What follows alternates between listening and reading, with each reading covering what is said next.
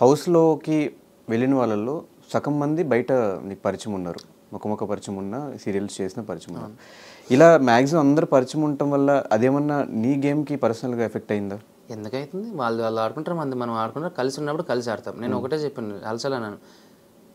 విడిపోయి ఆడడం వేరు, కలిసి ఉండి ఆడడం వేరు. కొన్నిసార్లు కలిసి ఉండి ఆడాలి, కొన్నిసార్లు విడిపోయి ఆడాలి. But most of the time me game group game లానే అనిపించింది కదా అందరికి. అలా చూపించేశారు దాని నుంచి. దాంట్లో ఏం లేదు, దాన్ని అలా చూపించేశారు.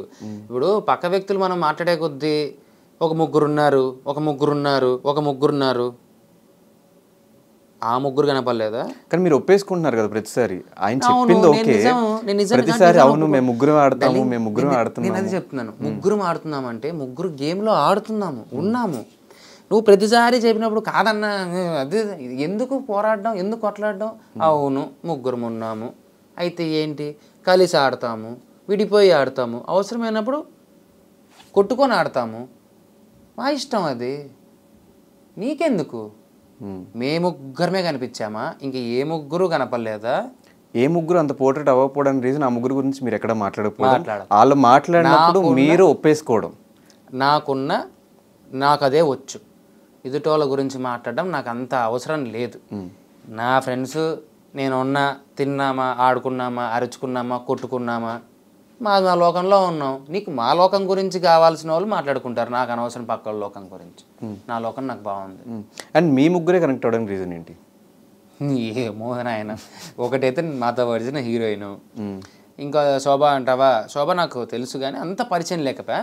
శోభాని క్యాప్టెన్ చేయకముందంత వరకు కూడా అంత ఓకే, మేము ఉన్నాం. ఓకే, మేము ఏంటంటే బయట పరిచయాలు ఉన్నాయి కాబట్టి మాట్లాడుకుంటూ ఉన్నాం. సరే, ఏదో టక్కని కనెక్ట్ అయ్యాం కాబట్టి, ఒకప్పుడు పరిచయం ఉంది కాబట్టి. దాని తర్వాత నుంచి శోభ ఇంకా క్లోజ్ అయిపోయింది నాకు. నేను అందుకు ఒకసారి సంథింగ్ ఎప్పుడో అన్నా, నేను ఏదో టాపీల టైంలో ఏదో అనుకుంటా, అందరూ ఒక దిక్కుమాలిన రీజన్లు చెప్పుకుంటూ చేస్తే నోటే చెప్పా, అది నా ఫ్రెండ్ ఆడ నించుంది, నా ఫ్రెండ్ ఆడ నించుంటే ఖచ్చితంగా ఇచ్చేస్తాను, నేను దానికి సపోర్ట్. ఇది నేను స్ట్రైట్ ఫార్వర్డ్. ఫ్రెండ్ అంటే నాకు ఫ్రెండే, I will stand for my friend. Friendship నేను ఇచ్చేంత వాల్యూ నాకు తెలిసి వేరే వాళ్ళు ఇస్తారో లేదో నాకు తెలియదు, కానీ స్నేహం అంటే ప్రాణం ఇచ్చేస్తా. ఫ్రెండ్ అనుకుంటే ఎంత కష్టమైనా నేను నించుంటా.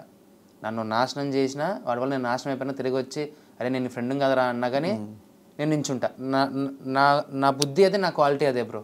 నాకు తెలుసు బయట కూడా ఫ్రెండ్స్ అంటే ప్రారంభిస్తూ ఫ్రెండ్స్ కోసం చాలాసార్లు మోసపోయిన సందర్భాలు కూడా ఉన్నాయి. ఈవెన్ హౌస్లో కూడా అదే ఫ్రెండ్స్ కోసం ఆడినట్టు అనిపించింది, నిజమేనా బ్రో? ఫ్రెండ్స్ కోసం ఎక్కడ ఆడాలని చెప్పు డార్లింగ్. ఇప్పుడు అంటే అప్పటి వరకు గేమ్స్ అని సరిగ్గా ఆడకపోయినా కూడా శోభన్ క్యాప్టెన్ చేసేటప్పుడు మొత్తం 100% ఎఫర్ట్స్ అంతా పెట్టి ఆడి గెలిచినట్టు అనిపించింది. అంటే ఒకటి తన కోసం ఆడాను, ఒప్పుకుంటా. ఒకనొక టైంలో నేను మర్చిపోయాను డార్లింగ్, నేను తన కోసం ఆడుతున్న సంగతి నేను మర్చిపోయాను. నేను కంప్లెసివ్గా అగ్రెసివ్ పీక్ స్టేజ్లో ఉండిపోయాను. నాకు ఒకనొక టైము నేను ఏం చేస్తున్నానో, ఏం గొడవ పడుతున్నాను కూడా నాకు గుర్తులేదు. నేను తర్వాత అడుగుతున్నాను శోభాని, ఏమీ అట్లా అరిచానా, వసే అట్లా అరిచాను, ఇట్లా చేశానని. నాదే ఏమో అనుకొని చెప్పి ఆడేశాను. ఇప్పుడు నన్ను నమ్మింది నా ఫ్రెండ్, నేను ఆడాలిగా అట్లీస్ట్. నేను అక్కడ దాకా నేను ట్రై చేయాలి కదా, నేను ట్రై చేశాను, అది వర్కౌట్ అయ్యింది అంతే. గౌతమ్ ఒక మాట అన్నారు, అమర్ తనతో పాటు తను ఆడిన ఫౌల్ గేమ్స్ కానీ తను చేసిన తప్పులకు కానీ మిగతా 2-3 లాగుతాడు. ఆ స్టేట్మెంట్కి యాక్సెప్ట్ చేస్తారా? ఎవరిని లాగాను వాడినే చెప్పమను ఒకసారి అయితే. వాడొకడు ఏంది వాడు ఎప్పుడు చెప్పాడు? ఇది హౌస్లోనే చెప్పాడు. హౌస్లో చెప్పాడు. మరి నాకు తెలియదు, నేను ఇది వినలేదు. నాకు 2-3 లాగడం అంటే తప్పులో నేను ఎప్పుడు లాగాను, ఎప్పుడు లాగలేదు ఏ విషయంలోనూ. ఫౌల్ గేమ్ ఆడినప్పుడు ఇట్లా సైగ చేయమని చెప్పి నేను ఫౌల్ గేమ్ ఆడిండేది ఓకే. ఇప్పుడు నేను ఏదో ఆడాను, నేను అదే చెప్తున్నాను కదా, కెమెరాలో ఉన్న కాన్షియస్ కూడా నేను మర్చిపోయి నేను అడుగుతున్నాను అంటే నేను గేమ్లో ఎంత డీప్లో ఉండిపోయాను అనేది నువ్వు అర్థం చేసుకో. ఓకే, అది యాక్సెప్ట్ చేసిందాన్ని. వాడే ఓ రోజు చెప్పాడు, ఒక బూతు మాట్లాడినప్పుడు దాని మీద నామినేట్ చేయకూడదు, ఎందుకంటే మన తప్పు మనం తెలుసుకొని ఆ తప్పుని మనల్ని తప్పు అని తిట్టిన తర్వాత కూడా నువ్వు మళ్ళీ నామినేషన్ నువ్వు తప్పు చేసావని మాటితే తు అంటారు. నేను చేసిన విషయం నేనే ఒప్పుకున్నప్పుడు నువ్వు మళ్ళీ తిరిగి వచ్చి నాకేం చెప్పడం? నేను ఎవరిని నేను లాగను డార్లింగ్ ఇందులోకి. మరి అలా వాడికి మరి ఏమర్థమైంది తెలియదు కానీ మరి అలా అన్నప్పుడు మరి బ్యాంకుకి ఏమో అన్నప్పుడు నాకు ఇన్ని కాయిన్లు ఎక్స్ట్రా కావాలంటే నేను మాట కూడా మాట్లాడుకోకుండా వానికి ఎక్స్ట్రా కాయిన్స్ ఇచ్చేసానే. నన్ను తీసుకుందాం మన ఇద్దరం ఆడదామన్నప్పుడు మళ్ళీ తీసేసుకున్నానే. మరి ఆలోచన నేను చేయాలి కదా అలాంటప్పుడు. ఇంకొకరిని 2-3 నేను లాక్కోవాలి కదా. కానీ నువ్వు ఇచ్చే వాల్యూ అందరూ ఇవ్వాలి కదా బ్రో ఫ్రెండ్షిప్కి. నాకు వాల్యూస్ తెలుసు అంతే.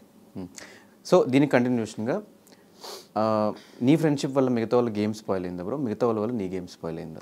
ఎవరి వల్ల ఏమీ కాలేదు డార్లింగ్. మనం ఆడేదాన్ని బట్టే ఆట ఆడతామా లేకపోతే గెలుస్తామా గెలవమనేది మన దాంట్లోనే ఉంటుంది. పక్కలతో మనకేం సంబంధం? ఇప్పుడు చూడు, ప్రియాంక స్ట్రాటజీ ప్రియాంక ఆడుతూ ఉంటుంది, తన గేమ్స్ తనకి ఏదో వచ్చిన ఇండివిజువల్ ఆడుతుంది. శోభాద్ ఆడుతూ ఉంది, నాది నేను ఆడుతున్నాను. అసలు అత్యధికంగా కొట్టుకు చచ్చింది మేము ముగ్గురమే కదా గేములలో. మాకు మాకే పడతా వచ్చాయి కదా, మరి వేరే ఎక్కడ పడ్డాయి? మరి అంత ఫ్రెండ్స్ ఉన్నప్పుడు అరే ఈ గేమ్ నీకు ఇచ్చేస్తాను లేవే, నెక్స్ట్ గేమ్ నువ్వు ఓడిపో, ఈ గేమ్ నేను గెలుస్తాను అని చూసుకో, ఏడని మాట్లాడినామా? లేదా కొట్టుకు చచ్చినాం కదా, ఇక్కడ కూడా ఇంకా మాట్లాడితే ఇంకెందుకు? బట్ సందీప్ మాస్టర్ బయటకు వచ్చిన తర్వాత నా ఇంటర్వ్యూలో ఆయనే చెప్పారు, అమర్ వల్ల నేను బ్యాడ్ అయిపోయాను, అమర్ వల్ల నేను నెగిటివ్ అయిపోయాను. ఎక్కడ బ్యాడ్ అయ్యారంట?